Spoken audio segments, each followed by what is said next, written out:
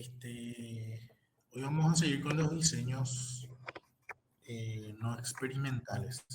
Tengo entendido que ya tienen desarrollado todo lo que es el cuasi experimental y el experimental. Y dentro de los diseños no experimentales, la idea es, o las características son, ¿verdad?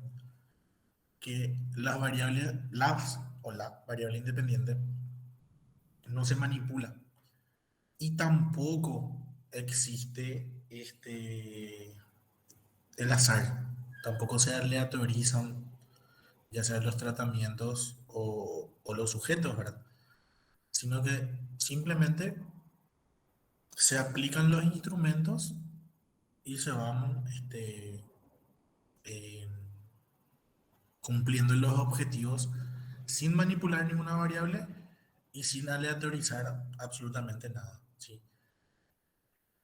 Bien, uno de estos diseños es el diseño ex post facto, que implica, o sea, o que significa después del hecho. ¿Sí? Un diseño o un estudio que menciona que se arranca el estudio después de que haya ocurrido algún hecho, algún acontecimiento. Entonces ahí no se manipula nada, sino que simplemente uno va aplicando los instrumentos de recolección de datos y luego ya va analizando según sus objetivos, ¿verdad? Eh, Menciona, ¿verdad?, que se selecciona a los sujetos después de haber ocurrido la variable independiente. Anteriormente, en los diseños experimentales y cuasi experimentales, este, el investigador provoca el efecto de la variable independiente con sus experimentos, ¿verdad? Manipulando y bueno, manipulando según los grupos, según cantidad o según días, qué sé yo, dependiendo siempre de cuál sea la variable independiente. Y luego observa el efecto o luego observa el hecho, el acontecimiento, ¿verdad? En cambio, en los diseños ex post facto, este, uno selecciona los sujetos después de que ya haya ocurrido esa variable independiente, después de que ya haya ocurrido ese hecho, ese acontecimiento, ¿verdad? Está asociada al sujeto, ¿verdad? Sexo, edad, pertenecer a una clase social, etc. No se tiene control sobre las variables, ni se puede influir en ellas porque ya sucedieron, ¿sí? Entonces, como les mencioné ya, es recolectar los datos y estudiar o cumplir los objetivos eh, una vez recolectado todos los datos, ¿verdad? No se hace más que eso. No se manipula la variable independiente. La variable independiente está asociada al sujeto, es una característica suya. La variable independiente puede ser organísmica o ajenas al organismo. No se puede manipular y la utilidad puede ser aplicada, puede ser clínica, educativa o de desarrollo. Psicología evolutiva prácticamente. No hay una manipulación intencional de la variable independiente. Los valores de la variable independiente ya vienen dados, ¿sí? No se pueden establecer relaciones causales. Acuérdense que las causalidades solamente ocurren en los estudios experimentales, ¿sí? Solamente ahí uno puede establecer causa-efecto. Acá solamente se estudia la covariación de las variables con el fenómeno estudiado. O sea, solamente la relación. Básicamente también, o en parte, estos diseños no experimentales son lo que nosotros realizamos en las tesis, ¿sí? En las tesis nosotros no buscamos causa-efecto, sino que nosotros simplemente recolectamos los datos de los sujetos y los estudiamos a sí mismo como los recolectamos, ¿verdad? Y analizamos según nuestros objetivos. Eh, Después dice, requisito para establecer relaciones causales, la covariación entre la variable independiente y la variable dependiente. La variable independiente debe anteceder a la variable dependiente. se deben poder descartar explicaciones alternativas. Bueno, y ahí cuando habla de que la variable independiente debe anteceder, estamos hablando de causa-efecto, ¿verdad? Estamos hablando de los estudios experimentales. Y cuando menciona que podemos o que tenemos que poder descartar explicaciones alternativas, se refiere a que nosotros cuando hacemos los experimentos siempre tenemos varios grupos o varias medidas para ver si cambió o no cambió nuestra variable, ¿verdad? Entonces ahí nosotros descartamos, o con esos experimentos, nosotros descartamos alguna otra explicación alternativa, ¿verdad? Solo se cumplen el primero y el segundo. Si solo se cumplen el primero y el segundo, ¿verdad? La covariación y el causa-efecto, ¿verdad? Estamos hablando de los diseños prospectivos. En los diseños prospectivos lo que pasa es que este, nosotros estudiamos a futuro, ¿sí? Son estudios longitudinales. La diferencia entre la variable dependiente y la variable independiente es meramente teórica. Inferencias sobre la relación entre variables sin intervención directa a partir de la variación concominante entre las variables independientes y las variables dependientes, ¿verdad? Y no se establecen hipótesis causales, sino relacionales. En cuanto a la validez, plantea problemas de validez interna, el grado en el que podemos establecer relaciones causales, rechazando explicaciones alternativas. Esa es la validez interna. Obviamente se plantean este tipo de validez porque no es un estudio causal de relaciones causales, es un estudio relacional, o sea, correlacional. Simplemente estudia la relación entre las variables. Y gana validez externa, ya que suelen utilizarse en situaciones naturales y son más representativas que los experimentos. Eh, Más que nada es porque cuando habla de relaciones naturales, habla de que nosotros podemos aplicarla a más muestras. Nuestra muestra puede ser mucho más amplia. ¿Por qué? Porque nosotros no necesitamos controlar todo el ambiente. Entonces, al no necesitar controlar todo el ambiente, podemos ampliar nosotros nuestra muestra, o sea, el tamaño de nuestra muestra. En cambio, los estudios experimentales, nosotros sí este, sí tenemos que controlar todo el ambiente, como para que todos estén en las mismas circunstancias. Entonces, esa es la diferencia, ¿verdad? Entonces, se gana validez externa, pero se pierde un poco de validez interna, siendo que solamente vemos nosotros la relación que existe entre ambas variables, ¿no? Y es lo que le había mencionado, ¿verdad? Lo que es un estudio en retrospectiva y lo que es un estudio prospectivo, ¿verdad? El retrospectivo, en el proceso causal ya ha ocurrido. Se trata de buscar las posibles causas que lo han ocasionado. O sea, se reconstruye o se reconstruyen los hechos. Porque ya pasó. Entonces lo que nosotros hacemos es, ya estudiamos el fenómeno o la característica de estudiar cuando ya ocurrió. Que si yo queremos estudiar, por ejemplo, los factores de riesgo del cáncer, entonces nosotros trabajamos con las personas que ya tienen algún diagnóstico de cáncer, ya están diagnosticados, el cáncer ya pasó, ya ocurrió. Esa es nuestra variable. Entonces nosotros desde el diagnóstico vamos para atrás y ahí empezamos a buscar esos factores de riesgo, ¿verdad? ¿Qué sé yo? La actividad física, la herencia, el consumo de cigarrillos o sea, de tabaco en sí. Bueno, cigarrillo en sí ya hoy en día, ¿verdad? Eh, entonces ahí nosotros vamos para atrás, ¿sí? Esos son los estudios retrospectivos, donde ya tenemos nosotros el diagnóstico de alguna enfermedad, por ejemplo, ya tenemos algún hecho y ahí vamos para atrás. Entonces, por eso habla que ya ocurrió, el proceso causal ya ocurrió. Y lo que buscamos son las posibles causas. Y en los estudios prospectivos, ¿verdad?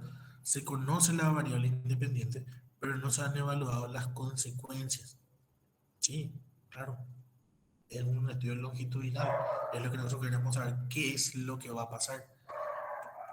Entonces, bien, acá los trastornos y las enfermedades de repente no entran en juego por ética, ¿verdad? No podemos darle a una persona que fume 1000 cigarrillos por día para ver qué pasa. Entonces, las enfermedades acá, o los trastornos en sí, de repente no vienen o sea, no se pueden estudiar longitudinalmente, ¿verdad? No se pueden hacer un estudio prospectivo, por ética, ¿verdad? Entonces serían otros estudios donde nosotros, qué sé yo, el método de enseñanza, por ejemplo. Entonces yo puedo utilizar un par de métodos de enseñanza diferentes a varios grupos y ver cuál es el más efectivo para que ocurra un aprendizaje significativo en los alumnos.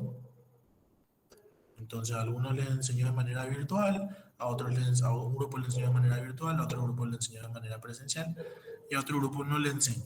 ¿Sí? Simplemente les mando los materiales como para que ellos sean autodidactas, ¿verdad? Prácticamente una clase virtual asincrónica. ¿Sí? Donde yo subo toda la plataforma los materiales, ellos leen los materiales, hacen las tareas, rinden, ya está. Luego tengo clases sincrónicas, así como estas, y luego tengo clases presenciales. Son tres tipos de enseñanzas diferentes, donde aplico obviamente técnicas diferentes de enseñanza. Y de acá a un año veo quién o cuál o qué grupo en realidad, qué grupo tuvo un aprendizaje significativo en cuanto a lo que desarrollé, ¿verdad? Entonces eso se conoce la variable independiente, pero no las consecuencias. ¿Sí? Retrospectiva se parte de la variable dependiente. Es simple, ¿verdad? De repente hay casos de comparación de grupos, casos y controles. Puede ser un grupo único, o debería ser un grupo único, porque si no nos vamos a volver todos locos de tantas cosas, de tantas este, posibles causas que vamos a investigar, ¿verdad? Y los estudios prospectivos se parte de la variable independiente, porque lo que buscamos es el efecto. En uno buscamos la causa, en otro buscamos el efecto. ¿Sí? Simple, complejo, ¿sí? Puede ser también grupo único. Y también ocurre mucho en lo que es psicología evolutiva, ¿verdad? Donde se deja un periodo largo de tiempo para ver cómo se desarrolla. Luego tenemos lo que es el diseño retrospectivo simple, donde la variable dependiente solo toma un valor. ¿Sí? Selección de un grupo de sujetos que posee un valor determinado de la variable dependiente. La variable independiente cumple dos requisitos. ¿Sí? Primero, que es relevante para explicar el fenómeno bajo estudio y antecede a la variable dependiente. Las utilidades pueden ser para estudios exploratorios, cuando el problema es demasiado complejo para otro tipo de diseño. ¿Sí? Eh, y en cuanto a la validez interna, es muy débil. ¿Por qué es muy débil? Porque es difícil descartar explicaciones alternativas. O sea, siempre se queda un abanico de posibles respuestas. Entonces ese es el primer diseño, el retrospectivo simple. Después teníamos el de comparación de grupos y después teníamos el de caso único. El de comparación de grupos tenemos el grupo caso y el grupo control. Comparar un grupo de sujetos seleccionados por poseer una característica. Eso serían los casos, el grupo de casos. Y el otro grupo, el grupo control, ¿verdad? Sería un grupo de sujetos que no posee esa característica. O sea, nosotros ya vamos eligiendo a nuestros grupos o ya vamos agrupando de acuerdo a la característica de estudio. Por ejemplo, con diagnóstico de depresión, sin diagnóstico de depresión. Y ya vamos eligiendo nosotros los participantes de ambos grupos. Y bueno, y ahí hacemos la comparación de grupo de nuestra variable, ¿verdad?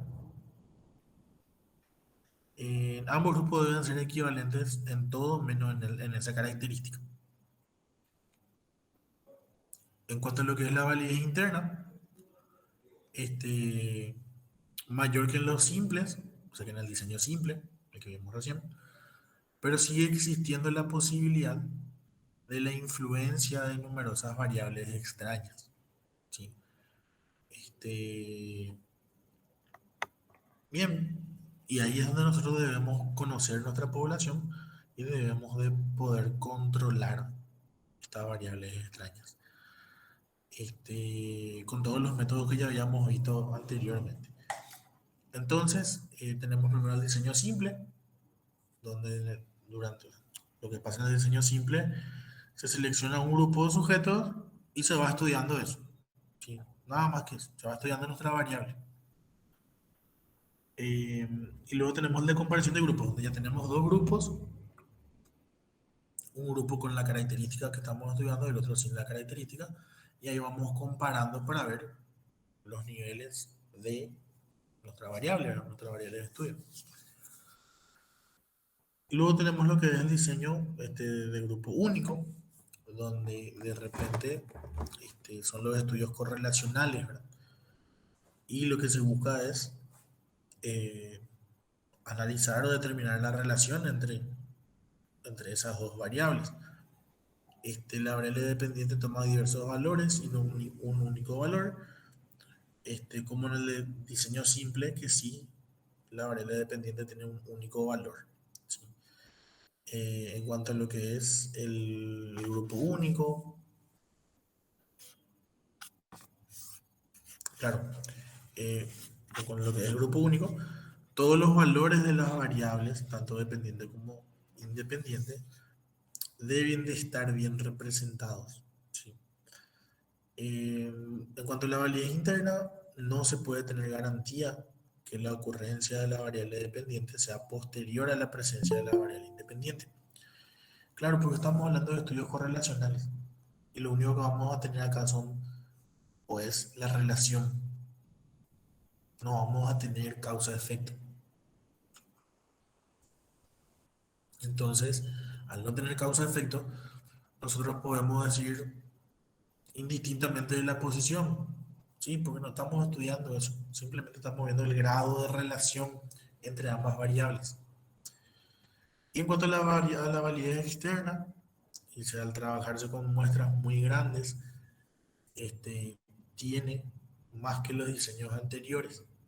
Y vamos otra vez a lo mismo que ya les mencioné, ¿verdad? Como son estudios donde no es necesario tenerle a todos en el mismo ambiente, bajo las mismas circunstancias, nuestra muestra puede ser más amplia. Y mientras más grande sea nuestra muestra, estamos reduciendo siempre el error o los errores. Entonces, bien, las muestras pueden ser mucho más grandes y bueno, ahí nuestra validez externa va aumentando. Luego tenemos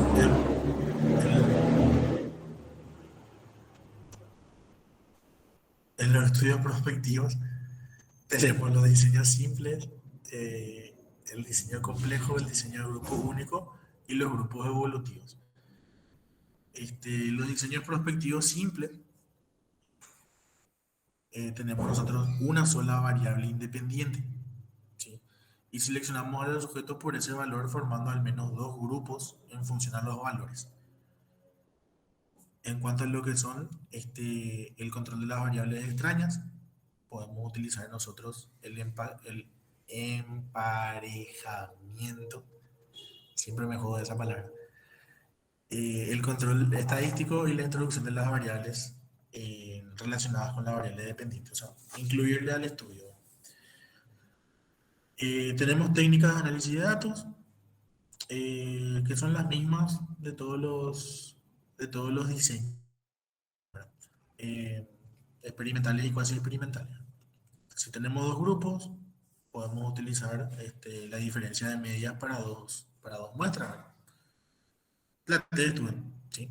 O si es paramétrico, perdón, si es paramétrico la T de Studen. Si es no paramétrico, la U de Matt-Whitney.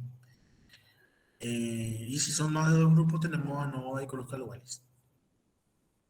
Para ver un poco. eh, ya.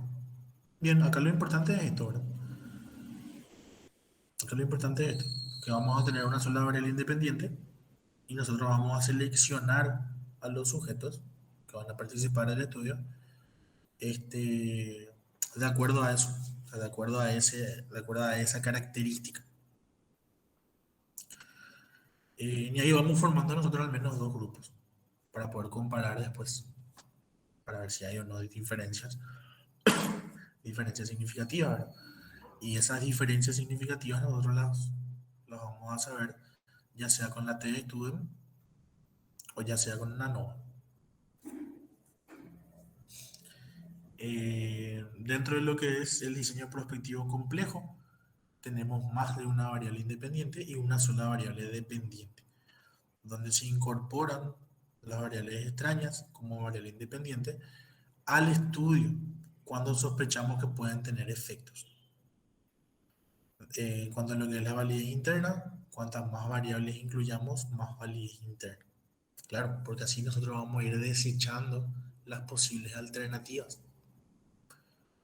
Eh, claro, vamos a ir desechando las posibles alternativas o los resultados que no quedan claros. Porque nosotros al no buscar causa-efecto, porque no estamos buscando causa-efecto, siempre quedan algunos cabos sueltos, siempre quedan algunas variables que ustedes pueden decir, "Ah, pero puede ser también esto, pero puede ser también esto". Entonces, al incluir más variables extrañas, o mayor cantidad de variables extrañas, vamos a ir descartando posibles peros.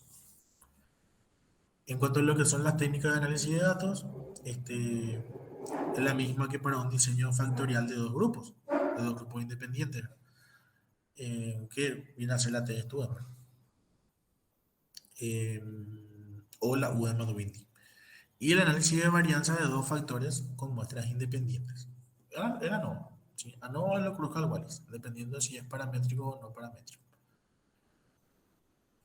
El diseño prospectivo de grupo único se miden todas aquellas variables independientes que se considera que están relacionadas con la variable dependiente que queremos investigar. Posteriormente se mide la variable dependiente y se estudia la relación entre ellas. Claro, como un estudio prospectivo, acuérdense de eso. La variable dependiente ocurre después, tiempo después. ¿Sí? Entonces, bien, hay que esperar que ocurra la variable dependiente y ahí recién vamos a estudiar nosotros las relaciones entre ellas. En cuanto a la validez externa, mucho mayor, ya que requieren muestras muy grandes.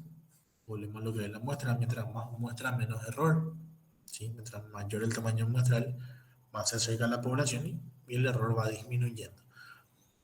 Finalidad descriptiva, estudio de variables que covarían con el fenómeno de interés y el problema es muy complejo o se sabe poco o muy poco sobre el mismo. ¿Sí? Eh, en cuanto a lo que es la finalidad predictiva, se conoce más sobre el problema y se trabaja con todas las puntuaciones. Acá ya se pueden utilizar lo que es el análisis de regresión lineal. Este, claro, el análisis de regresión lineal, donde nosotros vamos a relacionar la variable predictora, o sea, la variable independiente, con la variable criterio, o sea, con la variable dependiente. Dentro de lo que es el análisis de regresión lineal, por lo menos en el SPSS se utiliza lo que es ANOVA. Y bueno, dentro de lo que es el cálculo de ANOVA sale lo que es la predicción, ¿verdad? Eh, ¿Qué es lo que vemos entonces con este diseño prospectivo de caso único o de grupo único? Vemos que tiene dos finalidades. Una finalidad descriptiva, que es cuando nosotros no tenemos ni la menor idea de lo que va a pasar, o sabemos muy poquito sobre eso, y ahí vamos nosotros tipo explorando. Y la finalidad predictiva es cuando nosotros ya sabemos lo que ocurre, y lo que queremos hacer nosotros es predecir.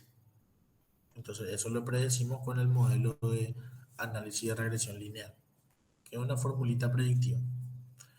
Eh, es lo que nosotros hacíamos antes en psicometría, en lo que es validez de criterio. ¿Sí? En lo que era validez de criterio, este, había un ejercicio que teníamos que hallar la correlación de Pearson con, este, con un criterio. Creo que era capacidad para las ventas y eran las motocicletas vendidas, algo así. Entonces ahí nosotros hallábamos la predicción. Entonces, eso es lo que es el análisis de regresión lineal. En el SPSS se hace con ANOVA y bueno, sale ahí la ANOVA con todos los factores y la formulita esa de la formulita de predicción, ¿verdad? Si tengo el valor 1, ¿cuál va a ser mi valor final? Mi valor predictivo. Si tengo valor 2, ¿cuál va a ser mi valor predictivo? Y así sucesivamente. Entonces, dentro de este diseño de grupo único tenemos dos finalidades. Una finalidad donde no sabemos tanto y queremos explorar un poco qué es lo que sucede, y una finalidad predictiva que lo que queremos es predecir, ¿verdad? Luego tenemos los diseños evolutivos, ¿sí? Utilizan como variable independiente la edad, porque lo que estamos viendo justamente es la evolución. Entonces, la evolución a través del tiempo se traduce en edad. Son estudios longitudinales, sí, totalmente. Eh, sí, está bien. Son estudios longitudinales. eh, Datos de una misma muestra de sujetos a lo largo del tiempo. Entonces nosotros lo vamos evaluando a lo largo del tiempo para ver cómo fue cambiando a través del tiempo, ¿verdad? Y bueno, y tenemos los análisis de datos. Si tenemos solamente dos momentos temporales, utilizamos la diferencia de dos medias, ¿verdad? T-Student, UM Windy. Y si tenemos más de dos tiempos o más de dos momentos temporales, usamos la ANOVA o el Kruskal-Wallis, siempre dependiendo de la distribución de las puntuaciones y siempre dependiendo también de la semejanza entre las varianzas de cada grupo. Entonces, dos momentos temporales sería que si la aplicamos en enero y después la aplicamos en diciembre. Entonces ahí tenemos solamente dos momentos.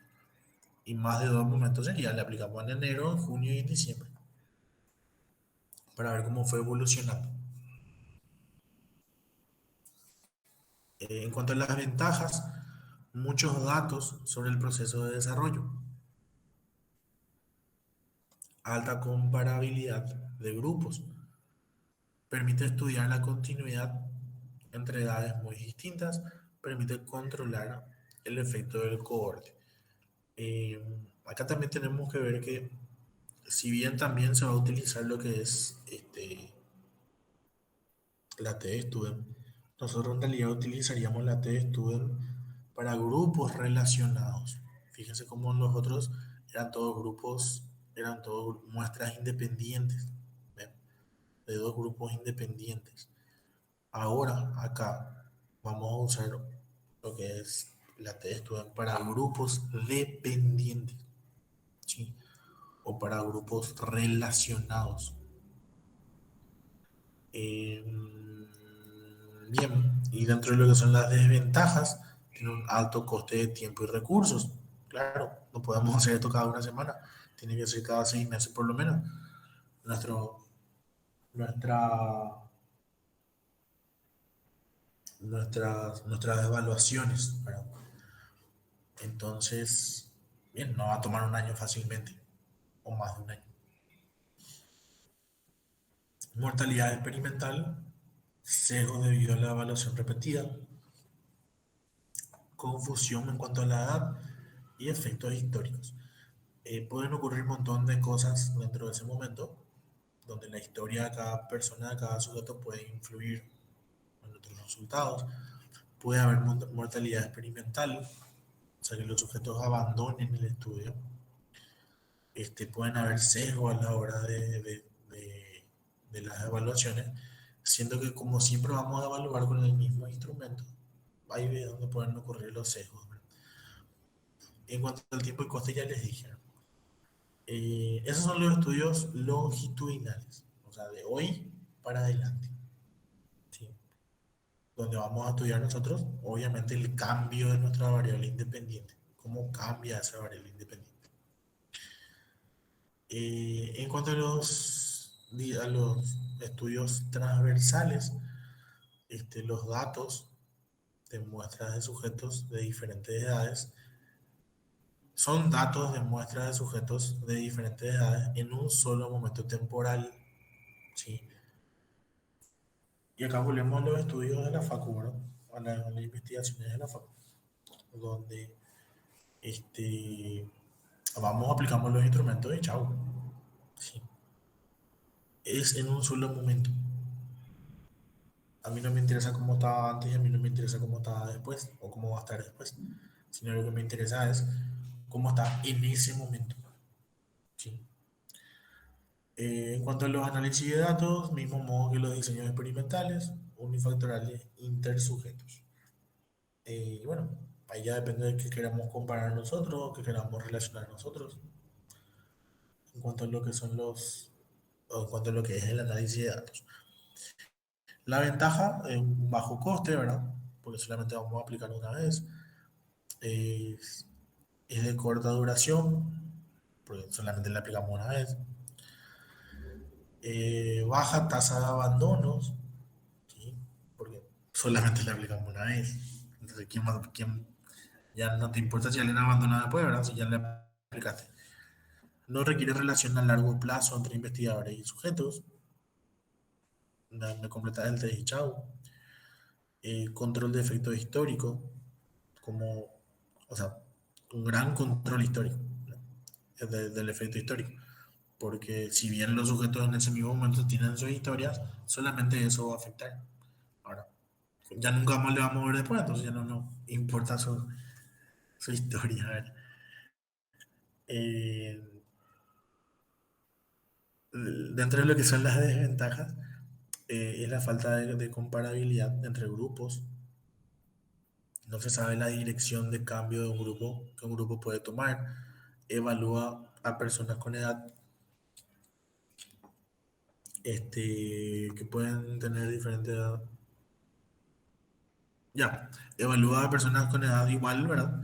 Pero que pueden tener diferencia de edad de maduración. No se sabe la continuidad del desarrollo de los casos individuales. Claro, porque solamente aplicamos los test y ahí terminó nuestra relación con la otra persona, ¿verdad? Y no le hacemos seguimiento. No se sabe la continuidad del desarrollo de los casos individuales, confusión de edad, efecto de cohorte. Entonces, estos estudios transversales aplicamos los test y eso que aplicamos nosotros, eso lo analizamos y obtenemos un resultado. Independientemente de qué sea el resultado, terminó ahí el estudio. No es que hacemos un seguimiento, ¿sí? Luego tenemos lo que es el estudio secuencial, que además de la edad se estudia el efecto de cohorte. Se estudian dos o más cohortes en dos o más momentos temporales. Eh, Dentro de lo que es el análisis de datos, se utiliza el modelo de análisis de varianza para más de un factor, o sea, no. Diseño mixto, split plot, ANOVA, de dos factores con medidas repetidas de cada uno de ellos. Dentro de lo que son las ventajas, son abundantes datos sobre el proceso de desarrollo, una alta comparabilidad de grupos dentro de una misma cohorte, permite estudiar la continuidad a edades muy distintas, permite controlar el efecto de cohorte, permite controlar los efectos históricos. Y en cuanto a las desventajas, el más costoso en tiempo y recursos de los tres, una alta posibilidad de abandono y sesgos debido a la evaluación repetida. Como ven, acá lo que se hace es, se, se estudia, ¿verdad? además de estudiar la edad, también se estudia lo que son este, dos o más cohortes en dos o más momentos temporales. Entonces hay una secuencia mucho más amplia. Entonces obviamente el tiempo que se necesita es mucho más. ¿Sí? Ahora, al tener más cohortes, al tener más tiempo, más evaluaciones, obviamente tenemos más datos para comparar y tenemos más información, ¿verdad? Eh, ¿Qué más mencionaba acá del cohorte? Sí, también controla o también se pueden llegar a controlar los efectos históricos. Ahora, es más largo, la gente puede abandonar. Es más largo, la gente puede quedar influenciada con el test anterior. ¿Sí? Entonces, esas de repente pueden ser las desventajas. Luego tenemos lo que son ya los diseños por encuesta. Y antes de pasar a los diseños por encuesta, me gustaría preguntarles si tienen alguna duda acerca de lo que fuimos desarrollando ahora.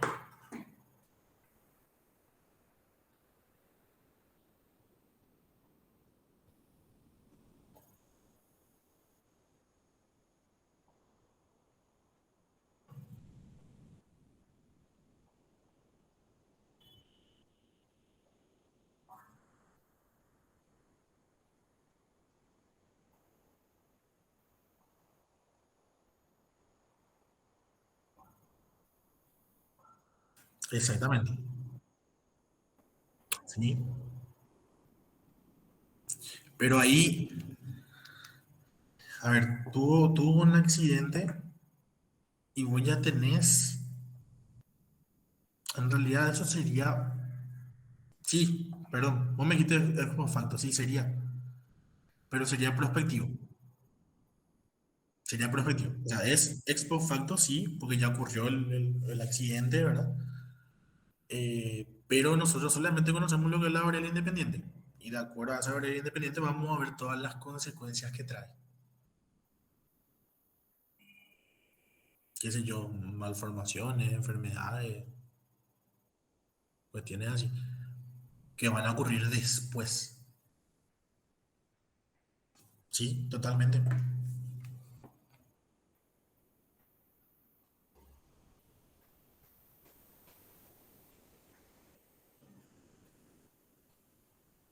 Bien, este,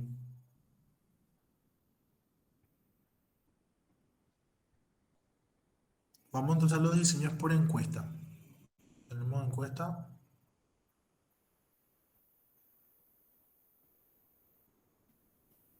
los diseños por encuesta, ¿verdad? Según el tipo de cobertura de la población, que se pueden clasificar en las encuestas censales y en las encuestas muestrales. En las encuestas censales se obtienen datos de toda la población. ¿Sí? El censo, un censo. ¿Sí? Cuando hablamos de censo nosotros, en teoría se le aplica a toda la población, ¿verdad? Eh, y en cuanto hablamos de encuestas muestrales, es donde nosotros extraemos una muestra de esa población y simplemente le aplicamos a una porción representativa, a una muestra representativa de la población. ¿Sí? Obviamente, la mayoría de los estudios siempre van a ser muestrales, ¿sí? La mayoría porque censal implica toda la población. Y ese es el problema. Acceder a toda la población siempre es complicado. También tenemos según objetivo, donde podemos tener un objetivo descriptivo o podemos tener uno explicativo o analítico, donde buscamos nosotros la relación entre variables.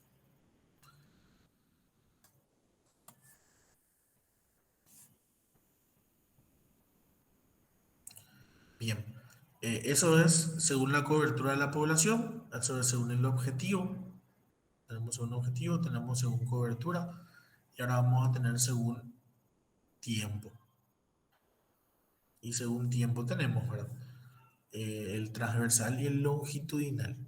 El transversal, así como ya habíamos visto, es cuando se aplica el instrumento en un solo tiempo, en un solo periodo.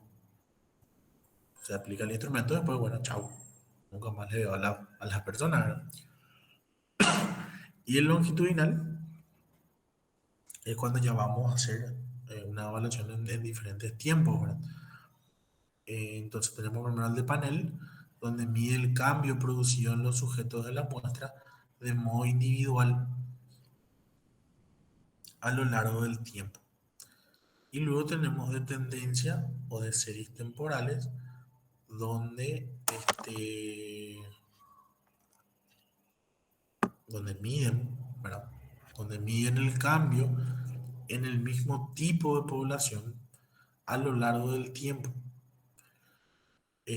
Son como encuestas transversales repetidas en distintos momentos temporales, pero con muestras de sujetos equivalentes, o sea que están extraídos de la población bajo estudio, pero compuestas por participantes distintos.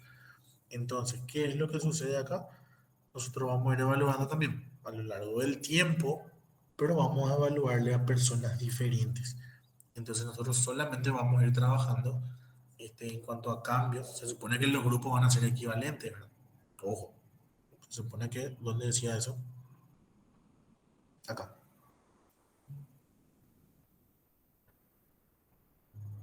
Entonces los sujetos deben ser lo más homogéneos posible de grupo en grupo. Entonces nosotros elegimos primero el grupo uno, le evaluamos en enero, luego en el grupo 2, que le vamos a evaluar en junio. Ese grupo debe ser lo más homogéneo posible el grupo uno y lo volvemos a evaluar, ¿sí? Y así sucesivamente vamos a ir haciendo en varias tandas, ¿verdad? Luego tenemos lo que es según la estructura poblacional, que es encuestas sobre la misma muestra y encuestas sobre muestras distintas. Que es más o menos lo que fuimos viendo ahora, ¿verdad? Lo que es el de panel, donde vamos cambiando, o sea, vamos evaluando nosotros a las personas del mismo grupo. Y lo que son las series temporales, donde vamos a analizar a diferentes grupos en cada recolección de datos. Y luego tenemos lo que es el metaanálisis, que implica analizar otros estudios, ¿verdad?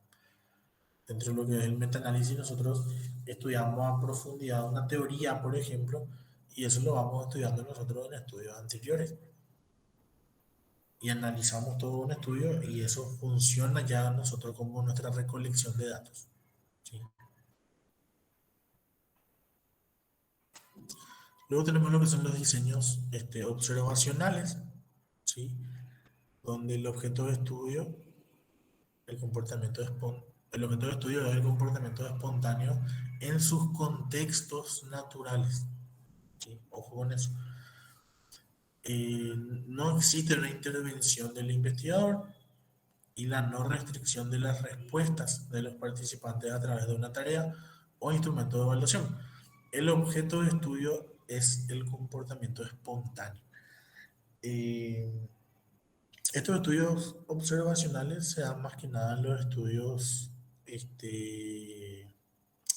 cualitativos, ¿sí? Donde de repente vamos nosotros a observar el comportamiento de un, de un pueblo, ¿sí? O de una...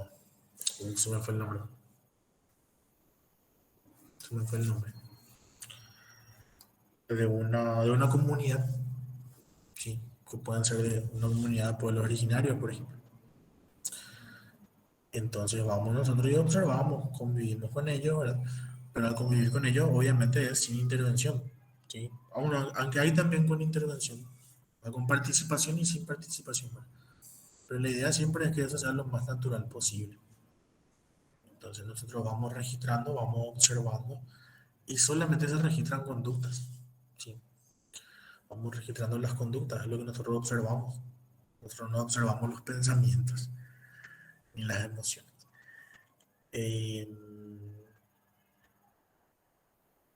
A ver, Anguera en 1988, como un procedimiento encaminado a articular una percepción deliberada de la realidad manifiesta con una adecuada interpretación, captando su significado, de forma que mediante el registro objetivo, sistemático y específico de la conducta generada,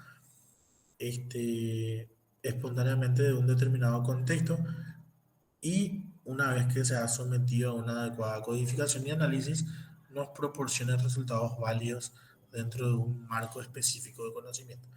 Y básicamente lo que decía ahí es que nosotros debemos de observar de una manera objetiva, de una manera, este, de una manera objetiva, de una manera sistemática, las conductas, y solamente conductas, ¿sí? Porque los pensamientos y las emociones nosotros no vemos.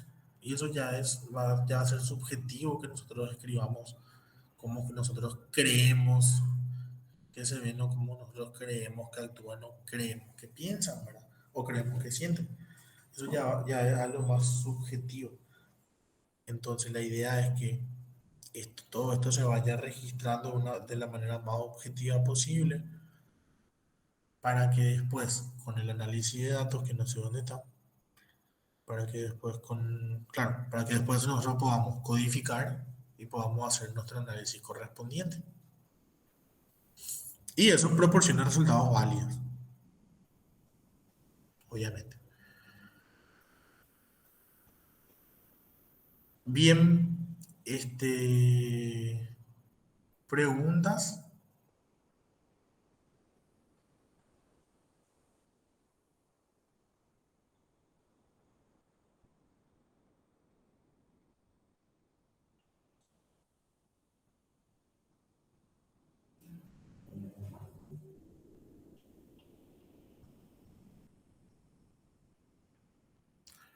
Preguntas hasta acá.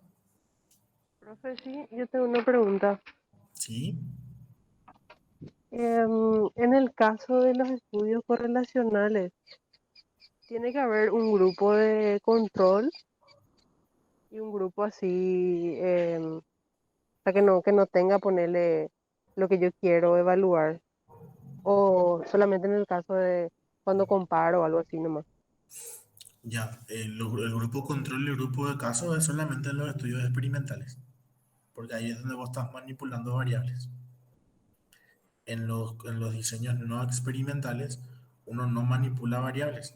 Entonces, al no manipular variables, no es necesario en los grupos casos ni controles, ¿sí?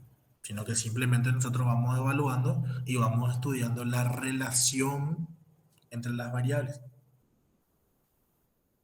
sin encontrar causalidad.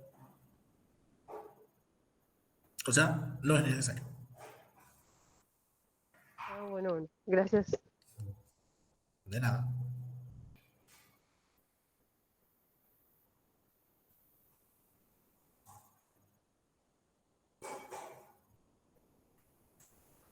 Acá hay un mensajito. Había sido. Ah, de mi parte súper bien. Ah, ahora leo tu mensaje. No, no se tiene en cuenta caso y control. Para nada. Profesor, ¿y cuando se quiere medir el efecto de algo, ya sea de un programa de intervención o algo así? Sí, cuando se quiere medir el efecto o la eficacia, ¿verdad? De algún programa de intervención, me decía, ¿verdad? Sí, por ejemplo, un programa de resiliencia, si tiene efecto, ya sea en la salud mental o en alguna otra variable. Sí, ahí sí. Ahí sí debería tener un grupo de casos y un grupo de control. Por ejemplo, el grupo casos sería el grupo que sí recibe la intervención. Y el grupo control sería el grupo que no recibe la intervención. Pero puede ser de otra población o tiene que ser del mismo grupo. Por ejemplo, alumnos del tercer año. ¿Y el control puede ser alumnos del segundo año o tiene que ser del tercer año también? En ese caso que me decís segundo y tercero, Este, son homogéneos igual, o en su característica van a ser homogéneos. Lo que sí vos tenés que tener en cuenta es que sean homogéneos, que sean iguales. Entonces, qué sé yo, aplicás un test al segundo año y un test al primer año de resiliencia. Y si ambos tienen el mismo nivel de resiliencia, genial, no importa, porque ambos tienen el mismo nivel de resiliencia. Entonces ahí ya no importa elegir, qué sé yo, a tercero le aplicás y al segundo no. Y como empezaron ambos con el mismo nivel de resiliencia, niveles medios, ponele, con el programa se supone que los del grupo el que sí recibió el programa, se supone que debería de aumentar sus niveles de resiliencia. Ahí, por ejemplo, lo que conviene realmente es hacer nomás una mezcla de todo. O sea, mezclarle algo del primero con el segundo y trabajar así. Hacer un grupo que sí, un grupo que no. Eso sí ya serían estudios experimentales o cuasi experimentales. Porque ahí, si vos elegís, si vos aleatorizás a quién elegirle y a qué grupo va, si va a caso o control, ahí ya se vuelve netamente experimental. Pero si vos ya sea así, bueno, segundo curso acá y tercer curso acá, segundo acá y tercero acá, y bueno, este recibe y este no, pero elegiste vos, ahí ya se vuelve cuasi experimental. Ahí sí se ve el efecto como mencionaste y ahí sí es ahí sí es un estudio causal, causa-efecto, donde tu variable independiente es, ¿cuál es tu variable independiente? Independiente. Salud mental, No, resiliencia. sí, y tu tratamiento, o sea, tu intervención sería no, tu intervención sería la independiente. Independiente. El programa de intervención Esa sería. en resiliencia. Sí. Porque eso es lo que va a hacer que suba o se mantenga. En tu caso no creo que baje, pero que suba, se mantenga o baje. O sea, ver si es que existe así una diferencia significativa en cuanto a la primera aplicación y la segunda. Exacto. Pero en realidad ahí vos verías entre grupos. Si tenés dos grupos, sería entre grupos. Entonces tiene que ser o sea, si yo quiero hacer, entonces tiene que ser de una sola población y tipo que cuando hago mi programa le quito a algunos. No, Cuando a ver, yo me voy a hacer mi programa de intervención, entonces yo le saco de esa población. vos tenés dos opciones. ¿Sí? Una opción sería, tenés dos grupos. Tenés dos grupos. Grupo A, grupo B. No importa quiénes son. Pueden ser el segundo o tercero, no importa. Independientemente de eso. Tu grupo uno, tu grupo A, es el que va a recibir la intervención. Va a recibir la intervención. Y el grupo B es el que no va a recibir intervención. Entonces, vos vas a evaluarles después de la intervención y ahí vas a ver si hay o no diferencias